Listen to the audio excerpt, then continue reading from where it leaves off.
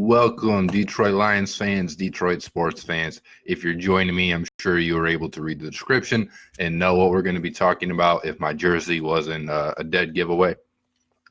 The Lions were able to go ahead and get a win over the New York Giants today, 31-26. The score wasn't really that close. The Giants obviously added on a touchdown at the end, but there was a lot to like from Detroit and still kind of a lot to be concerned about.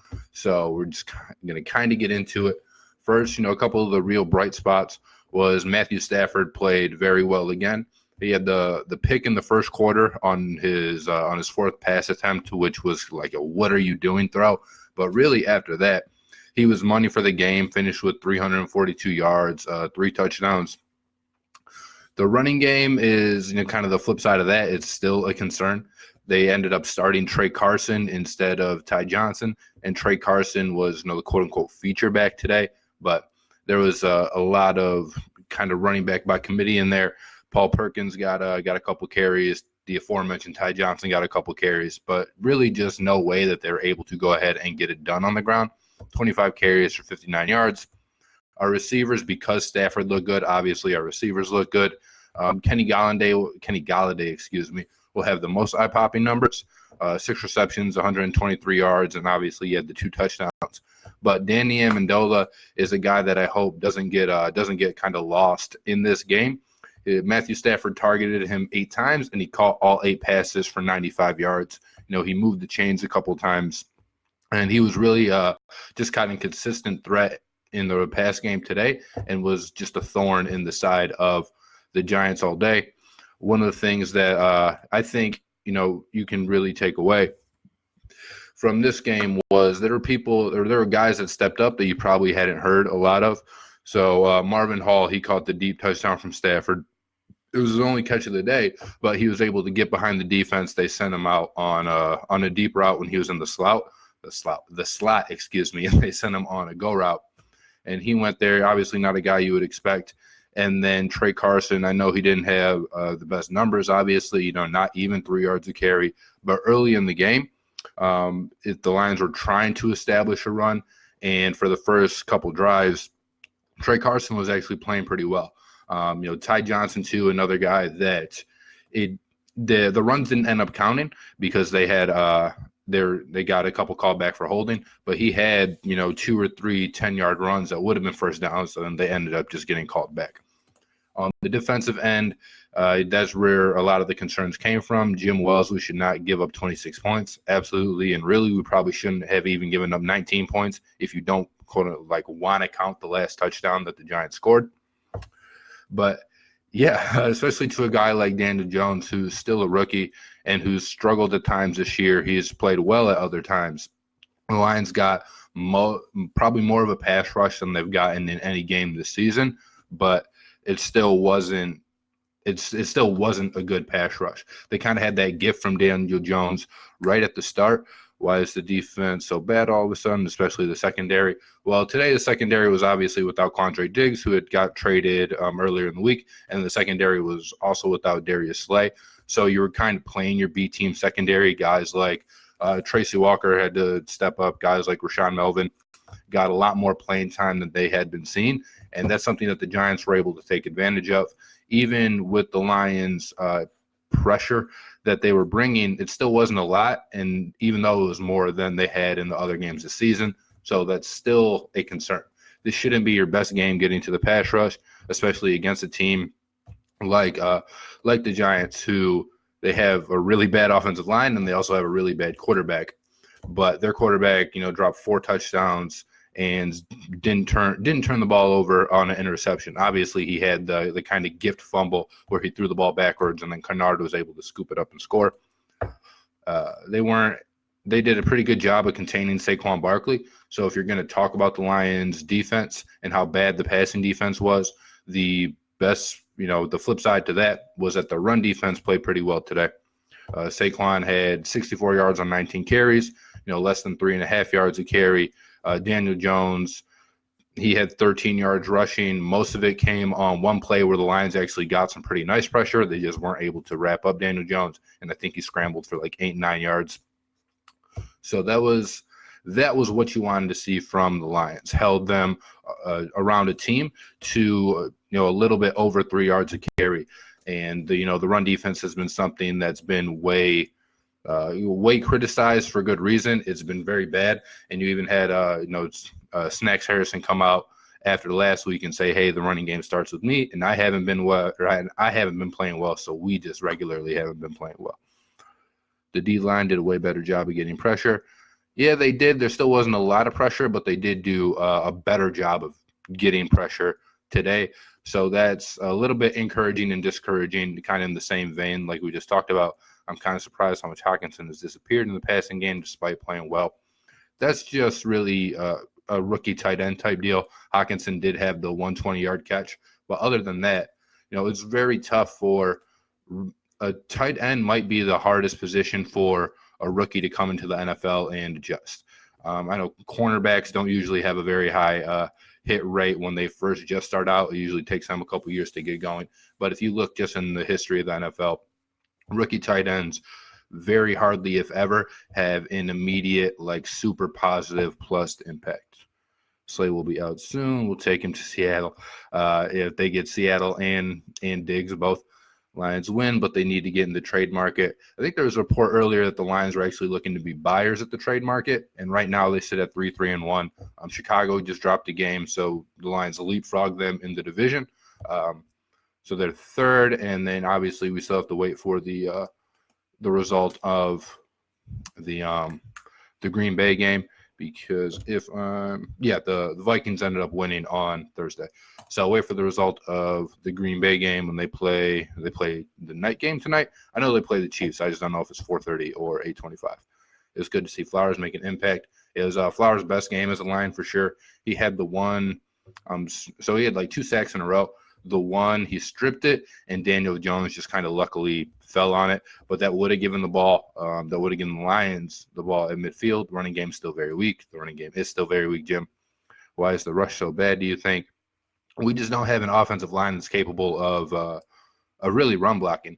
I don't even necessarily think it's a product of the guys that we had running the ball, because even in the first quarter you saw when they were giving Trey Carson the ball, he looks like a guy that can make plays. Ty Johnson is a guy that we know has really good speed and can be a game breaker. And even when Kerryon was back there holding the ball, Kerryon's a guy that can definitely make people miss, and he's got a lot of talent, at the running back position. There were a couple of diagram plays where I'm not sure if you guys saw them, but you can find them on Twitter, Reddit, Facebook, wherever, where Kerryon did miss the holes, but it's just an offensive line issue. We're not able to hold guys long enough for our running backs to consistently, just kind of gash people, through the middle or, side to side. Lions trying to get the Dolphins running back or Mixon. Yeah, they've been linked to Kenyon Drake a lot, who is the running back for the Miami Dolphins. But there are a couple different reports that they were looking at him, and obviously rumors that it's a guy that makes a lot of sense. So I don't know how much of the rumors are actually, hey, the Lions did go out and try to make a call, or if it's just someone that the Lions are interested in, and because it makes so much sense, there's just been a bunch of linked reports. I think Mixon is probably too big of a swing for the Lions to make. I don't think they'd give up the draft capital to go ahead and get Joe Mixon, because, like I said, I don't think it's necessarily a player issue at running back. They could always use a better running back, obviously, but I think it's more so the offensive line, and that's something that I'm pretty sure the team knows. The O-line is brutal aside from Ragnow. Yeah. Why is the pass rush so bad with all the money we spent on them? So the Lions pass rush, or Lions defensive line, rather, was never going to be an excellent pass rushing unit. Trey Flowers was a guy that they, wanted to come in and be the pass rusher, but he wasn't even a great pass rusher in New England. Snacks is obviously more of a run stopper. Deshaun Hand had been out. I know he is active today. And Ashawn Robinson, another guy and even Mike Daniels, they're all guys that are better at stopping the run than they are at getting to the quarterback. Quinn gave up on this team again. If we are sellers, obviously I don't know what we're going to be, but like I said, reports were coming out anyway that the Lions were going to buy. So why should the Lions be buyers at this point? So in the Lions, kind of in the Lions' minds, what I think at least they're thinking, is they're still not out of the playoff race. The schedule opens up to be very easy the next couple weeks, and you never know what can happen with the teams above you. Aaron Rodgers is a guy who has kind of consistently gotten hurt, and if he gets hurt, I don't trust Green Bay's backup quarterback to come keep at the same pace that they have been doing. And then Minnesota, Kirk Cousins has played well over the last couple weeks, but Minnesota and Kirk Cousins, they had those team chemistry issues earlier in the year. So if you don't trust Kirk Cousins to keep up this level of play, and if you think at some point those locker room issues will rear their head again, that's a team that you can conceivably see falling apart as well. But because the Lions are sitting at 500 right now at 3-1, I think it does make sense for them to see themselves as buyers. And I don't know if you guys heard this. I know we wrote about it on Detroit Sports Nation, but I want to say it was maybe Wednesday. No, maybe a little bit after Wednesday, maybe like Thursday or Friday. Doug Karsh went on the radio for 97.1 and said that based on the conversations that he had, he wasn't sure that that the Lions were sold on the current regime, meaning Bob Quinn and Matt Patricia. Obviously take that for what you will, but if those are the conversations that people are getting around the Lions organization that, have talked to Doug Karsh, who knows people within the Lions organization, I'm sure that, Bob Quinn especially is feeling that pressure. So it makes more sense for him to be a buyer if he thinks he can get this team to the playoffs, and then obviously maybe save his job at the end of the year. Do you think Quinn trades Slay or Jones Jr.? I don't. Lions came out and said that they really need, or the Lions didn't come out and say it. It was an Adam Schefter report. Let me rephrase it. It was an Adam Schefter report that teams are called about Darius Slay, but if the Lions were to get rid of him, it would take kind of a whole hell of a lot to pry Darius Slay away from the team. And Marvin Jones and Bo Slay are two guys that the locker room seems to really like and respect. So if you get rid of those guys, like you got rid of Quandre Diggs, who, we all saw the reports, pissed the locker room off, especially Darius Slay. If those are guys that you do end up getting rid of, I think you might have kind of full-on mutiny in that locker room. I agree with some sense if we are not on top of the division. I mean, the sense is to get into the playoffs and just see what happens. I know the last couple times the Lions have been a wild card. It really hasn't amounted to anything, but you can't base what they did in 2011 as a wild card, or even 2016 when they played the Seahawks. You can't base those wild card teams off this Lions team and say if they get in the playoffs, they're not going to be able to do anything. Down go the Bears. Yeah, the Bears lost, which obviously helps the Lions. But on our Sports Carnage podcast, our very own D. Dylan Bear is a big-time Bears fan. I don't know if it's the name. No, he has connections to Chicago. But Dylan's a big-time Bears fan, and he's very upset at Trubisky, and he was pretty sad about the loss today in our Sports Carnage group chat. I'm sure you'll actually get to hear probably some of his sadness as well as some of our elation about the Lions' victory over the New York Giants this week on our Sports Carnage podcast that drops next Thursday. You can find it on iTunes if you have an iPhone, or you can find it on Podbean. It'll be posted on the Facebook page that we have linked in the little caption here. It's lit up blue, so you really can't miss it. Exactly. Trade the guys you aren't going to resign as free agents next year and gain draft capital. Yeah, I think they should trade Darius Slay. I just don't think that they will, and I don't want to re-sign Slay to a deal after his is up, especially if he keeps, if his play keeps him not at like that top 5, even top 10 cornerback level. Still don't understand why they don't blitz more. Excuse me. I think part of the reason that they don't blitz is they know that their guys aren't great in coverage, and they're not great at rushing the passer. So if you're blitzing, you're not going to get pressure with the front three that you have. And if you bring in a linebacker that's not necessarily great at rushing the passer, I think Kennard's pretty good at it, and Jared Davis has shown signs that he can at least get to the quarterback. He's just not very good at actually getting the quarterback down, but he can just kind of be there. But that's going to take a guy out of coverage. And especially in a game like today where you're without Darius Slay and you're plugging in a guy because you're, obviously without Quandre Diggs, and that's your own fault because you traded him. But, you had guys back there that again were, like your B team and kind of worst scenario type secondary today. And, they kind of showed that. I know Slayton had a couple really nice catches, and that's why I want to credit the Giants for as well, is a lot of their guys made some really tough catches. Slayton had 2 nice catches for touchdowns.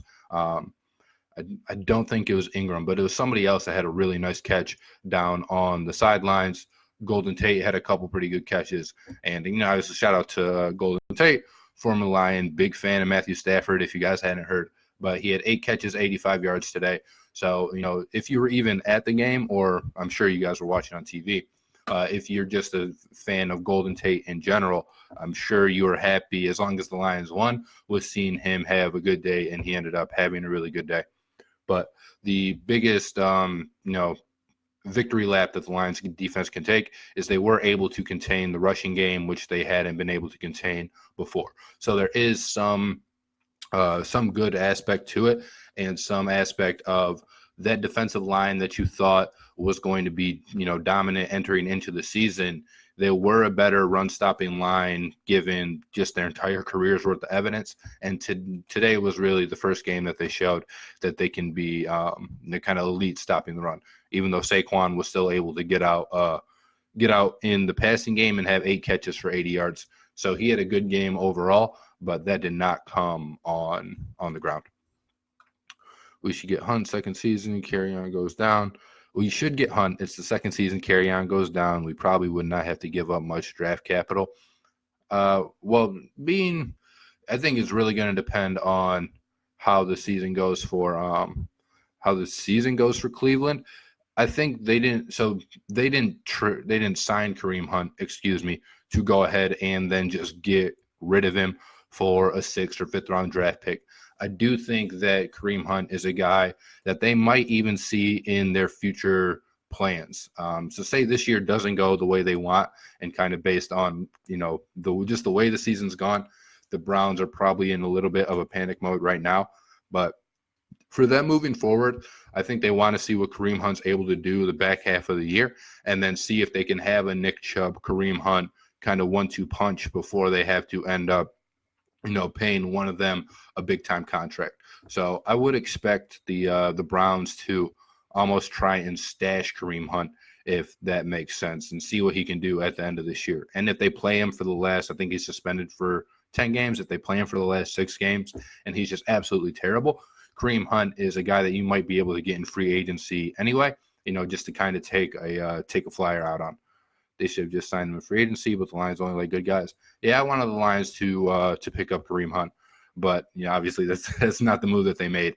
And with his contract, I think it definitely could have been had. I don't know exactly. I want to say it was like $1.5 million, but that might be lowballing it a little bit. I don't remember the numbers off the top of my head, but I remember hearing the numbers and thinking like, damn, the Lions couldn't have given up that to get Hunt. And like I said, he is only suspended for the first 10 games. The Lions have already played 7. So you'd be 3 more games without Hunt. And then say, we have a pretty good chance of winning next week against Oakland. So we're at 4-3-1. And then after that, I think we have the Bears. And right now my mouse doesn't work, so I can't scroll over there. But we would have the Bears and then somebody else. So the Lions have a chance to be looking at 5-4-1 after their first 10 games, which if you did sign Kareem Hunt, you'd bring him back kind of right in the thick of the playoff race. But obviously you also don't know how he'd perform. Would he be rusty? Would he be able to, kind of go right away and take over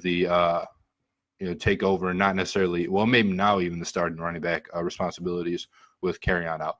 But they have the Raiders next week, and then they go to Chicago, and then they play the Cowboys. So if after those games, say you beat the Raiders and the Cowboys, and you lose at Chicago, you're sitting at 5-4-1, and then your last 6 games, you play the Redskins, the Buccaneers, the Broncos, the Packers, the Vikings, and the Bears again. So there's definitely an avenue there for the schedule to open up. And if you did sign Kareem Hunt hypothetically in the preseason, that's something that that would be beneficial if you're able to kind of work that schedule for you. What's the point in trading for a running back if we don't have a line that can block for him? There's not really a point in trading for a running back if you don't have a line that can block. I'd rather, and there's just not very many good offensive line available for cheap prices. I know Trent Williams with the Redskins. They've been steadfast, at least reportedly, in asking for a first round pick or maybe even multiple first round picks for a guy like that. So I think getting offensive line is more important than getting a running back now, because you can find a running back, or you can try and piece together something that works. Or after you get an offensive line, then maybe you add some more talent back there, with a guy like Kenyon Drake. I said Drake. Awesome Stafford, number 19, all-time passing yards. Yeah, Stafford, he's going to be very high on the counting passing yards list at the end of his career, and probably even the passing touchdown list. He'd be on pace to be like the all-time yardage leader. I don't think that he'll play long enough to do that and to pass Drew Brees, especially kind of with the stuff that he has going on with his wife, and the trend that we've seen, at least more recently, of guys retiring a little bit earlier. So I used to be fully on board of like the Stafford's going to be the all-time passing leader train, but just kind of given events that have happened since then, I think he'll probably retire before then, but he should definitely finish top 5 in passing yards and probably top 5 in touchdowns too. And then eventually he'll be passed up where he won't be top 5 anymore. But I think he'll end his career with some very high counting stats. Truth is, Quinn has struck out more than anything on draft picks. That's true for most GMs. Paul Rochon, who's also on our Sports Carnage podcast, said it when the Lions traded Diggs, and his reaction is, if you hit on even 50% of your draft picks, you're a really good GM. So most GMs miss on more picks than they end up hitting on. But, you also have to talk about kind of the value that you miss or hit on, because if you miss on a 5th round pick, that's not nearly as, crippling to a franchise potentially.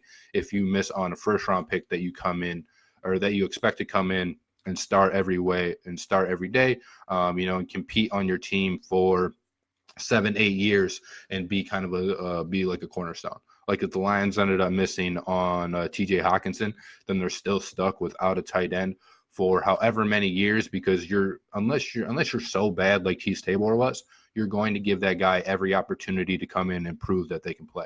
Whereas if it's a 5th or 6th round pick, obviously you're not giving them that opportunity because you didn't invest that much into them. We also have here 2 awesome games. Stafford and the Lions make the playoffs, win out, and the Vikings Packers a choke. I think they should sell. Okay, so for the Lions to make playoffs, they would have to win out. I don't think they'd have to win out. I think if you can get to like 9 wins, because you have that tie, you'll be at 9-6-1, and then you'll either hope for one of these teams, and Seattle just got another win today, but you'll hope for one of those teams like a Seattle. San Francisco's probably too far ahead now, being that they're at 6-0, but you hope that one of those teams ends up kind of falling off. Or, we mentioned it even earlier with the Packers, is that Aaron Rodgers still does have a pretty lengthy injury history, and I don't think that that's something you can ever count out. You're definitely not going to count on Aaron Rodgers getting hurt and saying that's when we're going to win the division, but it's something that you can't count out, especially when you feel like you probably should have beat the Packers. And when you played them on Monday night, I can't remember exactly what week that was, but if that game goes differently for you, which it probably should have, and I know the probably doesn't help in the win-loss record, but you could be sitting at 4-2-1 right now, as opposed to 2-3-1, and the Packers would be at 5-2, and it's just an entirely different conversation that you're having about the team.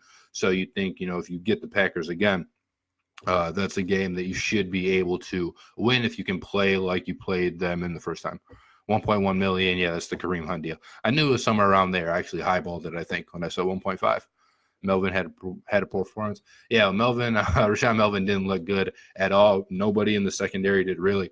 They had that early play with Tracy Walker where it looked like he had the pick, but he wasn't able to get 2 feet down.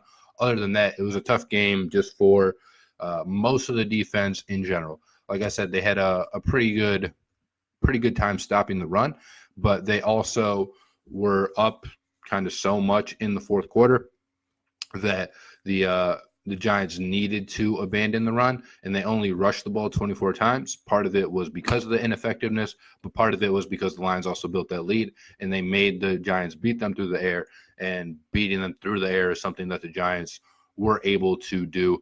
Daniel Jones obviously had a good game, 4 touchdowns, no picks. Even though he did have that one really bad fumble, which ended up being really probably really huge for the Lions for them to go ahead and get on the board. I believe that put them up 14-0, 14-0 or 7-0. It was either the first or second touchdown. But that was something that obviously played a bigger role late because it just kind of gave the Lions that extra cushion to make a few more errors than if it was obviously a tie game or if they were down. It was a good game, but the D has to step up and the team has to go to work on penalties. Yeah, there's a heavily penalized today too. That's a really good point that you brought up there, Dwayne. It's it's something that we've seen all year, and it's really frustrating because one of the things that you probably thought coming from New England that Matt Patricia would at least be able to bring here is some discipline, and this is a team that doesn't play discipline at all. And a lot of the penalties that they're taking are pretty dumb penalties. I understand the pass interference when you guys are fighting for the ball and, just things like that. But penalties like false starts, offsides, they had another illegal hands to the face again today.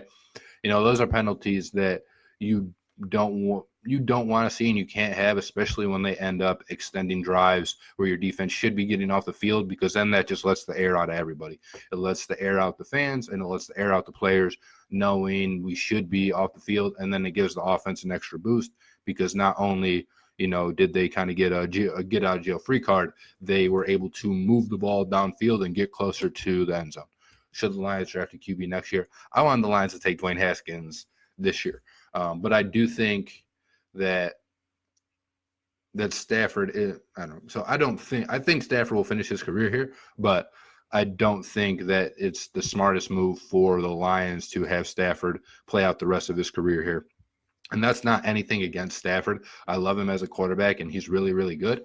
But the way that the Lions team is set up right now isn't one that can win with Stafford being paid what he's being paid, because we have such a talent deficiency everywhere else on the field. So if you're able to, and I wanted them to trade Stafford, I think 2 years ago when the Cowboys were panicking because Romo was hurt, I think that would have been the perfect time to trade Stafford, but get some more draft capital for him and then draft a quarterback and let kind of build your team in other aspects of it. Try to build a team, like the Rams were able to build it, even like the Bears, and hope you can just get talent around your quarterback, and then you obviously get a better quarterback than the Bears have in Trubisky. But I wish that the Lions would start that process. So it's not anything against Stafford, me wanting the Lions to draft a quarterback, but I think it's better for just our team building aspect of it. Our division still has to play KC too. Yeah. Who plays them today? Oh, the Packers. The Packers play Kansas City today. But and Patrick Mahomes sounds like he's going to be back. He won't be back tonight, which hurts us if the Green Bay is obviously able to pull it out. But he should be back faster than what he was previously expected to. So hopefully he gets a chance to have his shot against the Vikings and have his shot against the Bears, and then give them a loss. Yes, but a fourth round later. I think they should, because Stafford contract ends in a couple years and the QB can develop and trade Stafford. That's just what we just talked about. Is I think it makes sense for them to look at drafting a quarterback and either trading Stafford or letting him go somewhere else where he can potentially win a Super Bowl, because I don't think that's happening here. And it'd be better for me to end up cutting bait and then trying to build the team differently, where you have more space to just kind of spend your money. But we put a lot of money into our D-line, and they suck too. So maybe it's just kind of a total repackaging that we need for our franchise. Another great almost sack by Jared Davis today, where he runs by the quarterback and overcommits. Yeah, we mentioned that earlier, where Jared Davis does a good job when he's able to blitz, of being there in the vicinity of the quarterback. But if you can't get the quarterback down, and you do overcommit, what that ends up doing is it either allows for that space in the field where you should have been occupying to be free, or be open more than it should have been open, because at that point you should have tackled the quarterback. Or if you overcommit, opens up a quarterback, or opens up that lane for a quarterback to run. And Daniel Jones is a quarterback that can run. And I think that's what happened on the play where they ended up getting pressure, but Daniel Jones broke out for like an 8-9 yard gain. Was they just weren't able to get him. But yeah, it's deflating to not get a sack. And Jared Davis, it's like he plays at 100% all the time and doesn't know kind of where to channel his energy. So he just runs straight by the dudes, which ends up, hurting the Lions way more than if he was even just in the vicinity, like getting in his face and, trying to even bat the ball away or pushing him or doing something like that. But that is that's really kind of what we have for the Lions today. I'm glad that you guys were able to go ahead and join me. It's a win where I think, we kind of all expected them to get the win. And next week they have another very winnable game when they go to Oakland. It'll be tougher than the game today, but it's a chance for the Lions to get above 500 next week. So it's like I said last week, I don't think the season's over. I said on our Sports Carnage podcast as well, is I don't think the season's over, because the schedule does look like it's opening up so well. And with the Bears, their defense doesn't look like a good matchup for us, but their offense is terrible. So it might be a game where you're able to squeak by. But it's obviously kind of putting the cart before the horse. We do have to take care of the Raiders first. But that's all we have for you guys today. Can we get more Marvin Hall? I hope more Marvin Hall, and Danny Amendola can look like he looked like a lot today. Prediction for the rest of the season: I do expect the Lions to kind of just miss the playoffs and be at 8-7-1 for the rest of the year. No, I hope that's not the case. I hope they can get to that 9-10 wins.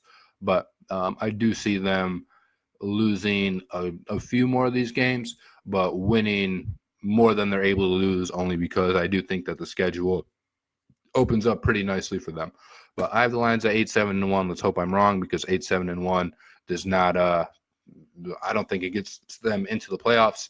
And Brian, 100% chance of pain. Yeah, that'll happen too, especially with some of the injury-prone guys that we have.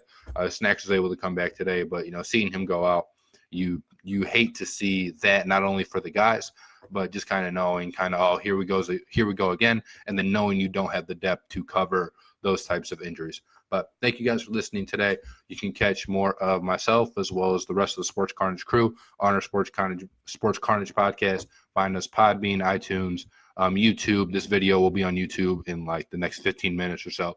So if you missed any of it and you want to go back to listen to it, you can do that. You can find some more of our Lions reactions. We did a Michigan reaction video last night, Piston reactions for every game of their season. So whatever your flavor is, whatever your taste is, we got a flavor for you, is what I was trying to say. But you can catch us on Thursday, Sports Carnage. Click that blue link, or just type it into Google and go where the internet takes you. But I have been Ryan. This has been Detroit Sports Nation. Thank you guys for allowing me to hop on and talk to you today. And go Lions. Have a great rest of your football Sunday. Now I can't find my mouse, so this isn't going to end when I want it to. There it is. See ya.